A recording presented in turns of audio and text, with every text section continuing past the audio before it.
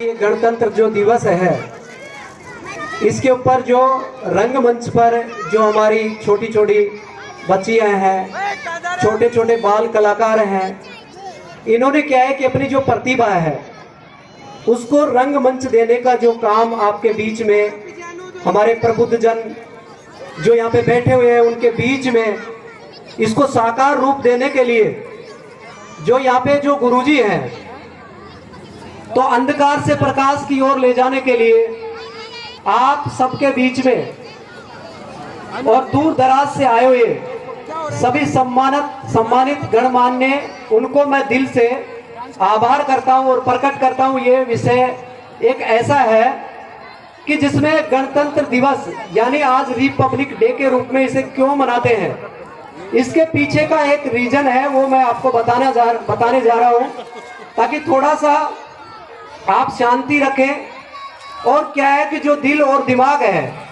उसको थोड़ा सा खोले तो काफी चीजें आपको समझ में आएगी। मैं ज्यादा वक्त नहीं लूंगा, वक्त वैसे भी कम है, इसकी नजाकत को देखते हुए मैं आप जी के बीच में जो उद्बोधन मैं देना चाह रहा हूं तो कहीं न कहीं आपसे जुड़ा हुआ है।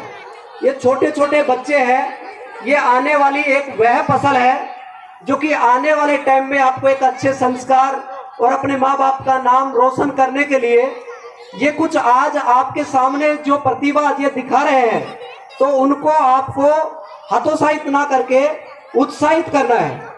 अब बात करता हूं मैं कि जो आज का ये गणतंत्र जो दिवस है इसके मनाने का पीछे का जो उद्देश्य क्या है। 15 अगस्त 1947 को भारत आजाद हो गया, किससे? अंग्रेजों से, लेकिन पूर्ण रूप से ये आजाद नहीं हो पाया। इसीलिए दिसंबर 1929 के अंदर लाहौर के अंदर कांग्रेस का एक अधिवेशन होता है और उस अधिवेशन में अंग्रेजों से पूर्ण स्वराज्य का वहां पे उद्घोष होता है कि पूर्ण स्वतंत्रता मिलनी चाहिए। तो पूर्ण स्वतंत्रता मिलने के लिए जो दिसंबर 1929 के बाद में 1930 आता है तो 1930 का जो जनवरी का माह है उस जनवरी का माह के अंदर जो भी अंतिम संडे होगा मतलब अंतिम रविवार होगा, जो भी चौथा रविवार होगा उसको हम गणराज्य यानी कहने का मतलब पूर्ण स्वराज्य के रूप में इसे मनाया जाएगा। स्वतंत्रता दिवस के रूप में जो हम मना रहे हैं, गणतंत्र दिवस के रूप में हम मना रहे हैं इसको, तो ये पूर्ण स्वराज आपको उस दिन जो चौथा जो संडे था वो रविवार था, वो 26 जनवरी आता है। आप अगर सर्च करेंगे देखेंगे तो 1930 का जो जनवरी का महीना है उसका जो चौथा संडे है वो 26 जनवरी है।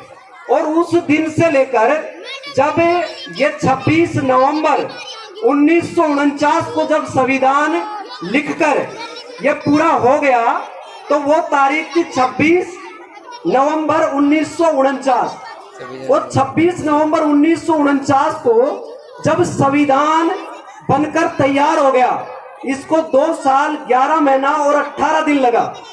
तो ये 2 साल 11 महीना और 18 दिन लगा तो इस संविधान का जो कुल वजन है वो 13 किलो है, 13 किलो। आप सोच के देखो, आज तक आप गीता सुनते हैं, महाभारत सुनते हैं, आज आप रामायण सुनते हैं, तो 26 नवंबर 1949 को जब संविधान बनकर तैयार हो गया तो 26 जनवरी 1950 को संविधान क्यों लागू हुआ, बात समझने की है। जब आज तक आप ये चीज नहीं समझेंगे तो आप अपने बच्चों को क्या संस्कार देंगे और आपके बच्चे अपने हक और अधिकार की लड़ाई कैसे लड़ेंगे। तो जब आपको ये समझ में आएगा, क्योंकि वो जो 26 जनवरी 1930 के अंदर पूर्ण स्वराज का जो पारित हुआ था, उद्घोष हुआ था, इसीलिए उसको 2 महीने बाद में नवंबर 1949 के बाद में दिसंबर चला गया और 26 जनवरी को उसको याद रखने के लिए इसलिए आज का दिन हम सब का दिन है ये। आजादी का जो महोत्सव आज मना रहे हैं, आज ये पूरे भारत का सबसे बड़ा पर्व है।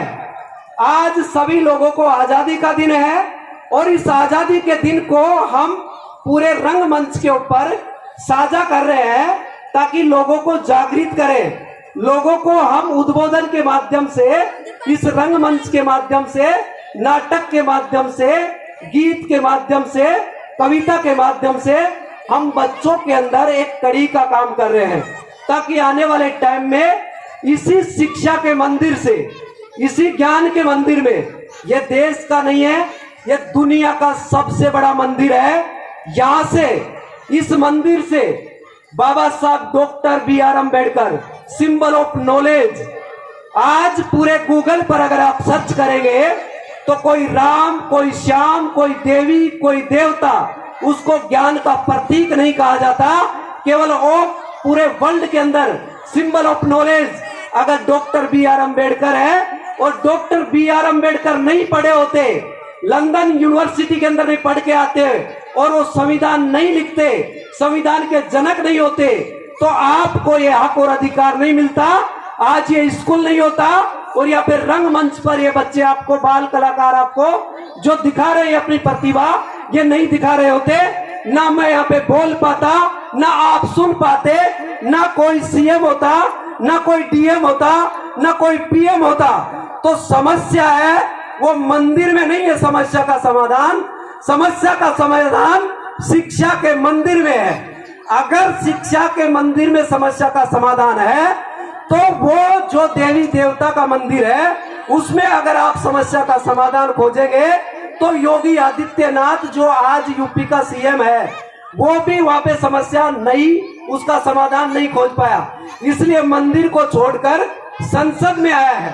तो आप लोगों को समझना चाहिए, जब राजनीति के उस मंच पर जो आज आपको देखना चाहिए और आपको जो हक और अधिकार मिला है, जो वोट का अधिकार है, ये पूना पैक्ट की वो 1932 की लड़ाई है जो महात्मा गांधी और डॉक्टर बी.आर. अम्बेडकर के साथ हुआ था और आपको 2 वोट का अधिकार मिला था। इसके बाद में इसको रिजर्वेशन के माध्यम से 2 वोट के अधिकार को आपको 1 वोट का अधिकार दे दिया। उसके बाद में आपको रिजर्वेशन मिला था ताकि आप पढ़ लिख कर आगे बढ़कर आईपीएस बन सके, डीएम बन सके, शिक्षक बन सके, आप जो कुछ बनना चाहो वो बन सकते हो, तो केवल मात्र संविधान पढ़कर बन सकते हो। आज का दिन 26 जनवरी 1950 को आपने, हमने, पूरे भारत में सभी लोगों ने संविधान के प्रति अपने आप को सुपुर्द कर दिया था, अपने आप को न्यौछावर कर दिया था और ये जनता का शासन आपके ऊपर लागू हो रहा है। तो कोई भी मतदान की पेटी से ही राजा बन के आएगा, कोई वंशानुगत कोई राजा नहीं बन के आएगा। तो इसीलिए मैं आपको कह रहा हूं, चमत्कार कोई नहीं होता, सब पोटेशियम पर मैग्नेट और इसमें ग्लिसरीन होता है। आपको जो भी बाबा आते हैं, पाखंडी बाबा आते हैं, पाखंड में आपको फंसाते हैं, आपके सामने कोई खोपड़ी ले लेंगे और उसके ऊपर क्या है, पहले से पोटेशियम परमैंगनेट डाल देते हैं और उसके ऊपर ग्लिसरीन डालते हैं तो आग लग जाती है। आप देखते हैं कि बहुत चमत्कार हो गया, बाबा ने चमत्कार कर दिया। कुछ चमत्कार नहीं होता, ये डर होता है जो आपके दिमाग में डर डाला जाता है कि अगर तूने ऐसा नहीं किया तो ऐसा हो जाएगा, तू ऐसे जा रहा है, कोई छींक दिया तो ऐसा हो जाएगा, बिल्ली रास्ता काट गई तो आप इस तरीके से हो जाएगा। दोस्तों, ये नेगेटिव एनर्जी जब आपके दिमाग में जाती है तो वो प्रकृति के अंदर काम करना शुरू करती है। जब आपके साथ ऐसा नहीं हो रहा था तो वो चीजें होना शुरू हो जाती है। तो इसीलिए मेरा कहने का तात्पर्य ये है, इल्मदान समझते हैं कि तकरारों से बदलता है जमाना, इल्मदान समझते हैं कि तकरारों से बदलता है जमाना, सियासतदान कहते हैं कि नारों से बदलता है जमाना, तब कातिबों ने फरमाया है कि कायदों से बदलता है जमाना, तब हाकिमों ने फरमाया कि हुक्मनामों से बदलता है जमाना। पर यह मिजाजे काफी नहीं होता इस जहां को बदलने के लिए। जहां को बदलना है तो नसीहत देने वाला खुद बदले तो बदलता है जमाना, तो बदलता है जमाना। तो दोस्तों, आज का दिन बहुत ही शानदार और बहुत ही जबरदस्त है। आपको पाखंड से बाहर निकलकर शिक्षा से जुड़ना चाहिए। चंद लाइनों से मैं एक नज़म बाबा साहब के किरदार से मैं आपको सुनाना चाहता हूं। एक बार जोरदार ताली बजाएंगे।